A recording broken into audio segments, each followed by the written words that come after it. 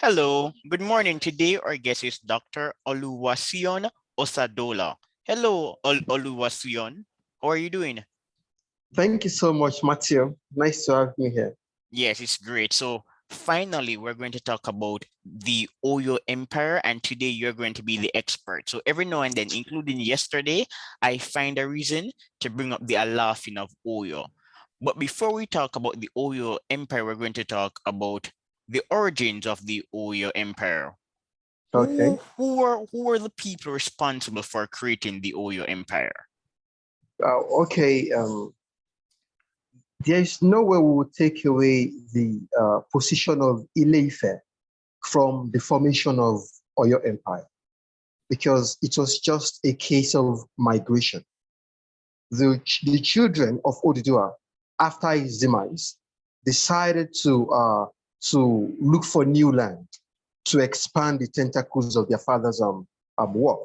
So in that process, according to S.O. Johnson, that's Samuel O. Johnson, Oromiyo, who happens to be the last of Oduduwa's grandchildren, decided to move eastward towards Oyo, where he established a land there, which his children from time to time ruled over.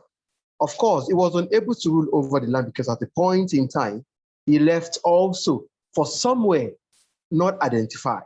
But at the end of the day, when he got back, he realized that his son, Ajaka, has been crowned king, maybe because he spent too much time in the foreign land. So we can say that the children of Oduduwa or the grandchildren of Oduduwa established Oyo Empire. And where are these people from in Nigeria? Yoruba land? Well, they are Oyo Empire is Yoruba, 100%. From the southwestern part of the current day Nigeria. All right, so the Oyo people are from Yoruba land, and so is Ibadan. Exactly. Okay. And who are the Yoruba people? Well, the Yoruba people are people from the southwestern part of the country who in pre-colonial times were individuals who believe in their deity and who believe in the structure created by their ancestors. So they basically believe in the origin of the earth by Olodumare, and they have their gods and deity in which they worship. So the Yoruba people are a unique set of people from the southwestern part of Nigeria who pay homage or lay credence to Ile-Ife as their origin, even though at a point in time they moved from there to establish Oyo Empire. And did the Oyo Empire have a king also called the Oba? This term is frequently employed when I'm reading African history. What's the Oba and what's the position hereditary? Well, Oba is just a general name in Yoruba land for traditional rulers. But Oyo own is specifically called Alaafin. Is just to depict the owner of the palace. That's just the meaning, the owner of the palace. You know, in pre-colonial times, aside from Oyo Empire that we had Alaafin, we also have other community headed by Bale. Bale are like district chiefs, but they pay loyalty, they owe their allegiance to the Alaafin. So they are under the jurisdiction of the Alaafin. And who was the Onikoye? Onikoyi, you mean? Yes, you said the Onikoyi as the head of the Ekiom Osi Metropolitan Province was the first of these kings. Well, Onikoyi only came after should I say, the collapse of Oyo Empire, when Ibadan became a major player in the Yoruba district. You know, when Oyo Empire fell, there were intercennial wars between Oyo, Ijaye, the Egba, that's where we have the Owu War, Ijaye War, Lasini War, and the likes. Now, after these wars, Ibadan became a major political figure in the Yoruba polity, whereby Ibadan took over the previous political structure, the political dominance of old Oyo Empire. Ibadan took it over from Oyo after the demise, after the collapse of Oyo Empire. And were there lesser kings in the Oyo Empire? Yes, there were lesser kings. I mentioned them earlier. I said they were referred to as Baale. You know, it's actually a structure. It's a structure headed by the Alafi. There are still other structure beneath Alafi. For example, now we have the Oyomesi, who happens to be the legislative arm. They are the one who make law. All right. So these are people who are crown Alafi. For example, now the head of every Oyomesi is called Bashoru, and we have about 7 of them who happens to be Oyomesi. For example, the Oshoru, the Agbaki, the Samu, the Alakmini, Laguna, Akiniku, and lastly, Ashipa. Yes, I saw those 7 names, but I'm more interested in the role of the Basorum in getting the Alafin to commit suicide. How did that process work?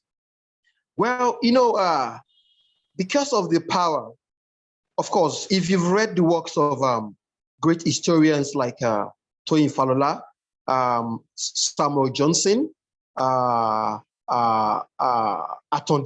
Professor Atonda, they actually made it known that the central structure of old empire explains or is the major reason why the empire fell. Now, let me go back to the role of Bashoru. Bashoru is the head of the Oyomesi. Now, the Oyomesi are actually the kingmakers, but also they also have the power to dethrone a king, meaning that when they realize that a king is probably not performing well, probably his tenure is not fruitful, or people are not getting what they desire. Now, they will present him with an empty calabash, which depicts that the people have rejected him, the gods have rejected him, and the lands have rejected him. So at a point in time, because of this power given to the Oyomesi, headed by Bashoru, now, Bashoru became power drunk, which we can see in the example of Bashoru Ga, and even Bashoru Ashamu during the era of Alaafin Aole. Bashoru Ga died during the era of Alaafin Abiodun because of a coup that was plotted, of course. But we should know that the excessive power given to these Oyomesi, headed by Bashoru, gave them the power to remove any Alaafin at will, and also made the Bashoru to become power drunk. And they're saying that this is one of the reasons why the empire collapsed. Exactly. Yes, I was able to pick that up too when I read some articles. It appears that the Bashorum run became so powerful that it could usurp the authority of the Alaafin. Exactly. But would you, okay, not about, another question, checks and balances. Was there such a system in the Oyo Empire? Well, to some extent, it worked. It worked. But the weak central authority, which gave almost more power to the Oyomesi than the Alaafin, who is supposed to be the mouthpiece of the gods, affected that structure. Now, let me give you an example. Despite the fact that Alaafin was seen as a very powerful individual in the Yoruba political structure, but during the era of Alaafin Aole, for example, because of the problem he had with, one, Bashoru Ashamu, that was the Bashoru who ruled during his tenure. Again, the problem he had with Lafiano, who happens to be the head of Eshowota. Owota is a district in Oyo. Now, and again, the problem he had with Are Onokakanfo, who happens to be like the chief warrior of Oyo Empire. Now, this problem he had with them made them come together now to remove him. So it means that the Alafin is not as powerful as they depict in the books and stories. The power given to Yomisi was even much more than what the Alafin wielded at that time.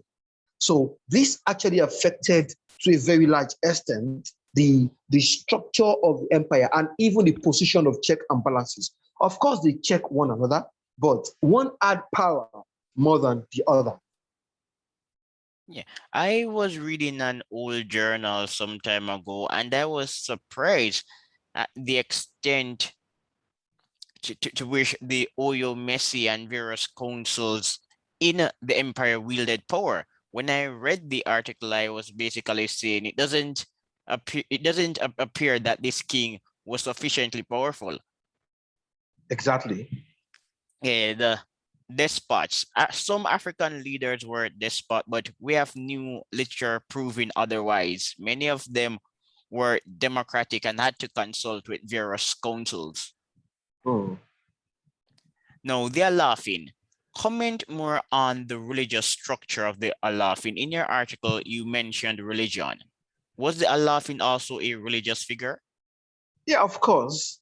He is, in fact, he is like a representative of the gods. But the religion we're talking about now is the traditional religion. That is the worship of deity and gods with a small g. So, they depict Alafi as Igbakeji Orisha. Orisha in Yoruba land is the supreme god. So they are saying that the second in command to the gods is the Alafi.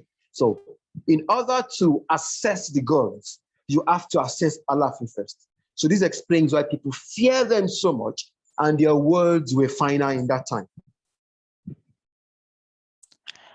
And what about the Arimo? What was the Arimo? Aremo, okay. Aremo happens to be the first son of every Alafi. Are you with me? Yes. Yes. There is a very, or let me say, the succession to the royal family is considered to be a very worldly one. So, and it is hereditary. It is within family line. So because of the importance of the Aremo, who is supposed to take over from the Alafi after the death of the Alafi, they both rule together during his days. And the purpose for this is so that the Aremo will be able to learn the culture even while his father is alive. So that after the death of his father, he will already be used to the way things are done in the structure and in the system. Yes. And did the Arimo exert more power than the Alafin? No, Arimo cannot exert more power than the Alafi because it's just like father to son. But they enjoy, Arimo enjoyed a very substantive amount of power too, because people see him as a future king. So whatever respect they are giving to the current king, they decide to also give to the future king, which happens to be the Arimo. Let me read this excerpt from your article, and I'm Okay. referring to the Arimo. They had Okay. equal powers of life and death over the king's subjects. And there are some cases on record of the Arimo being strongly suspected of terminating the father's life, of attaining full powers at once. It was therefore made law and part of the constitution that as the Arimo reigned with his father, he must also die with him. Explain. Okay, now, there they are saying that they had equal powers of life and death, meaning that the respect given to the Alafi is also given to the Aremo. I told you the Alafi has the power of life and death. He pronounces people dead. Whoever he pronounces dead is dead. Okay, now, because people see Aremo as the future king, they also believe that whatever he wants can be gotten. because he has the power to also assess his father. If he has an enemy in the community, for example, he could decide to sell his witches to his father and make his father do his bidding. Now, there is a part there, I'll read, that there are some cases on record of the Aremo being strongly suspected of terminating the father's life, of attaining full power at once. Now, because the Aremo is supposed to take over from his father, of course, that is the tradition. Some of them becomes too ambitious, or let me say, over ambitious, that at a point in time, they decide to kill their father.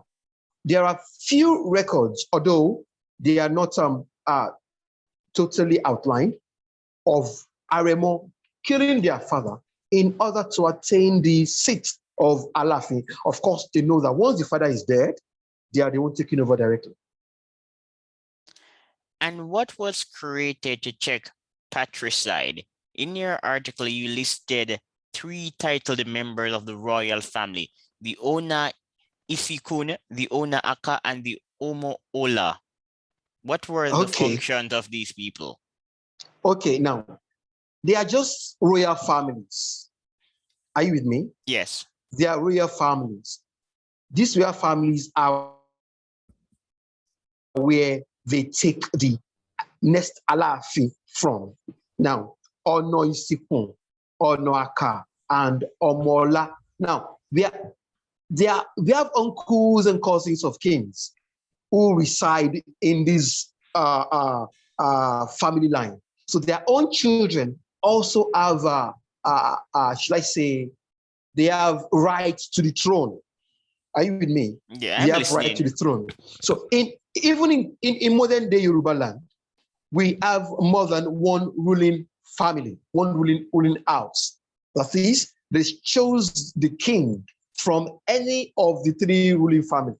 Now, in modern days now, due to globalization and democracy, they now take them one after the other. That means once they take the current Oba from this ruling house, the next one will come from the next ruling house, and the next one will come from the next ruling house. So it is now in rotation. Unlike then, when they only depend on the Ifa to tell them who is worthy of that seat among the 3 ruling house. All right. And you also said that a law was created to check patricide in the empire. How did that law work? Well, it worked. It worked. At least in fairness to the 3 ruling house, it worked because it gave the 3 ruling house access to the throne. And there was no point in time when any of them disputed the assertion or the decision of the gods as regards the throne.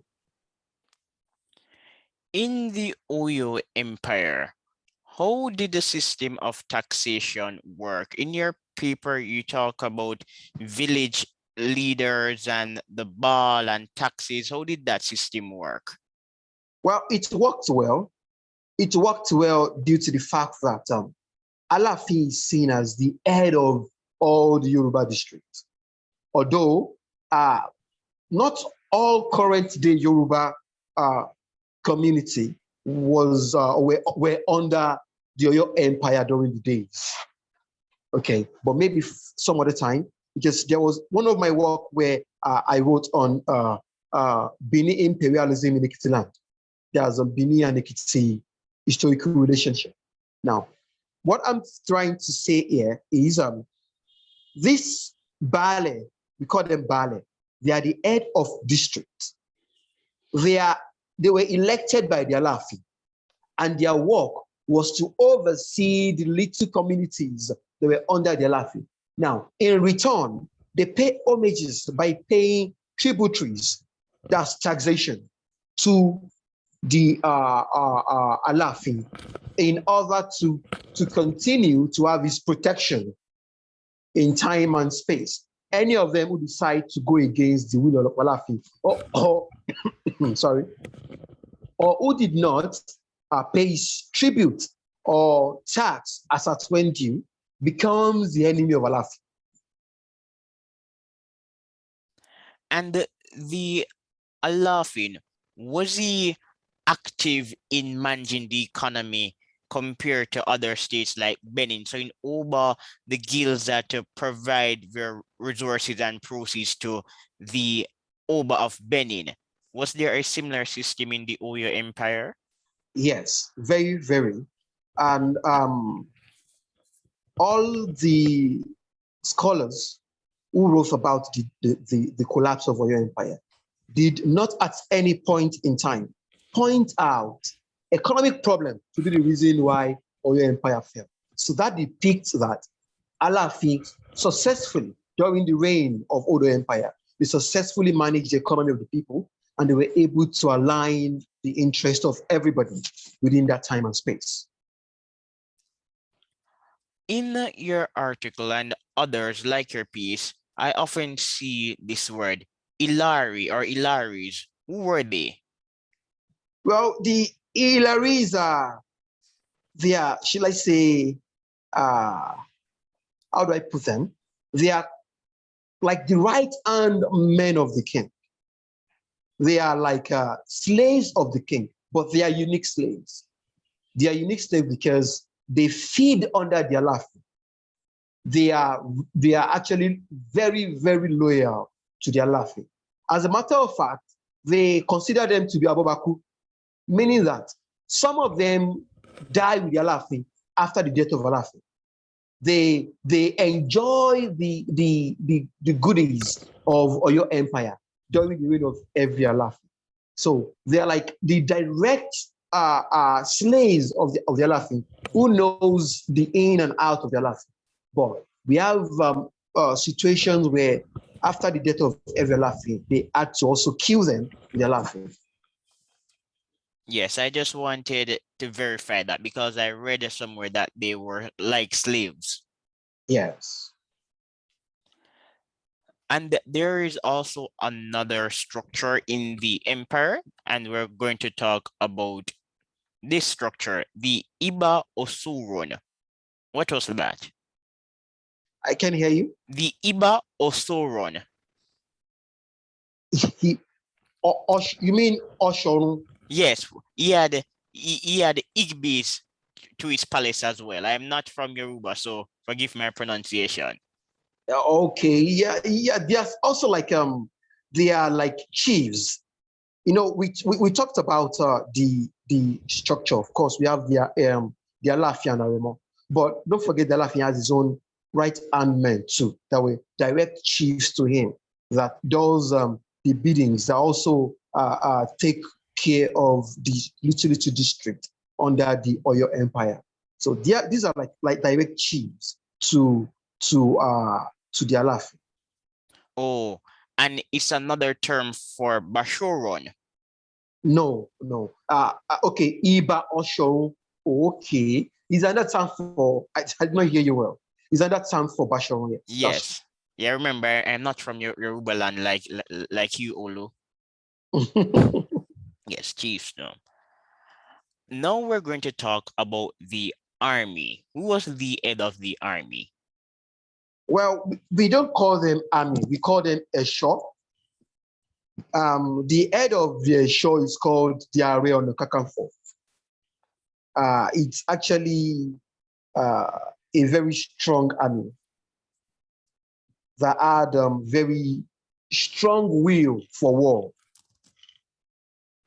So the head of the army, which we call the Esho, is the Are on the Kakanfo. And obviously, the army was effective because Oyo was an imperial empire. People like Robin Law, he referred to the Oyo as an imperial power. Some African scholars, and I'm referring to Africanists who are Africans, say that the Oyo was an Atlantic empire. That's true. How did Oyo manage to become so powerful? You know, we can't take away the position of slave trade to the growth of Oyo Empire. Of course, for an empire like that to grow so vast, there should be an economic factor. And from scholarly view, you realize that Oyo Empire got so much money, or should I say so much economic value from the trade in slaves. Are you with me? Yes, of course. So slavery constitutes a very strong part of Oyo Empire and how it expanded. Of course, although we can say it was because they expanded by engaging in wars, conquering towns and villages around them, annexing them with Oyo. But the truth of the matter is, for them to be able to sustain the army, they needed money or economic means to maintain the army, buy weapons, or maybe let me say, forge weapons. And these were gotten through the proceeds from slavery. Yes, the Oyo and Dayumi are often cited as empires that became quite powerful due to the slave trade. But was there also a form of indigenous slavery in Oyo Empire? Of course, slavery was an indigenous commerce in Yoruba land. Before the Europeans started taking slaves from Africa, we've been engaging in slavery, internally. When they go to wars, they take war spoils, and that war spoils includes human beings that they keep in cages. So these people were in turn turned to slave, who does maniac jobs and even farming jobs for the Alafi. So slaves is an indigenous commerce in Yoruba land. And now we're going to talk about the eunuchs. What was the role of eunuchs in the Oyo society? And you list three: the OC Ifa, the Ona Ifa, and the Otun Ifa. Okay, well, they were also involved in the administration of empire. The OC Ifa, they were actually in charge of the political affairs. They had to die with their laughing. They are the people we call the Abobakus, which I explained earlier. Now, the Onoifa are they serve as for judicial purpose. Now, these are actually like advisors. They are key men to their laughing. Are you with me? Of course. They are key men to their laughing. So they, like I said, your OCFA, they serve political affairs. The Onoifa serve judicial purposes. While the Otuifa perform religious duties for their laughing, like rituals and the likes. And what about the role of festivals in Oyo society? Were festivals crucial to legitimate the authority of the Alafin and the wider political establishment? Of course. Festivals are like annual or biannual events to appease or to renew the allegiance to the gods. Now, there are rituals and sacrifices that were performed during these festivals. So, in order to maintain a good structure, to maintain a peaceful political condition, in order to give the Alafin the continuous power to rule over the people, it needs to perform these rituals in these festivals. So these festivals are like a yearly or bi-yearly event where the Alafin renew its allegiance to the gods and also appease the gods. Don't forget, these are periods when Christianity Christianity hasn't gotten to this part of the country. So our religion then was just worshipping of the traditional gods. And the Oyo Empire, how far did it extend? Well, yeah, Oyo Empire. Hello?